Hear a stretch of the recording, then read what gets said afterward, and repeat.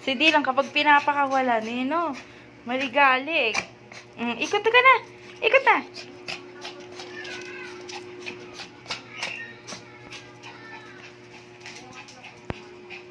No, here.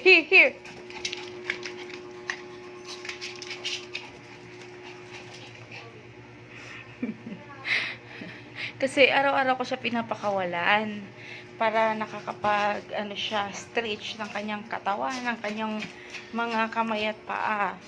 So, make sure lang na nakasara yung door para hindi siya lalabas. No, dito. So, kaso grabe ang niya, ligalig. No, Dylan, dito ka lang. Saan ka pupunta? Oh. Ay, hindi ka lalabas, ha? Hindi, no, Dylan, here.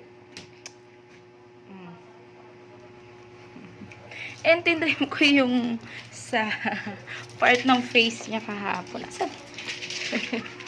Aligalig mo. Siya, oh. Ay, gwapo naman yan.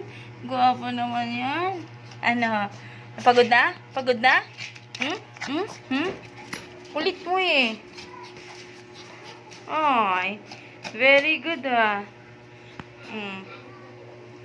Diyan ka lang? Ah, diba? Liwala sa mukha.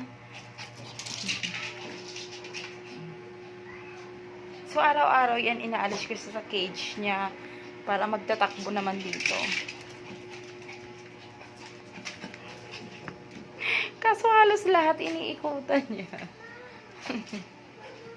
Ano yan? Hey, ginagawa mo?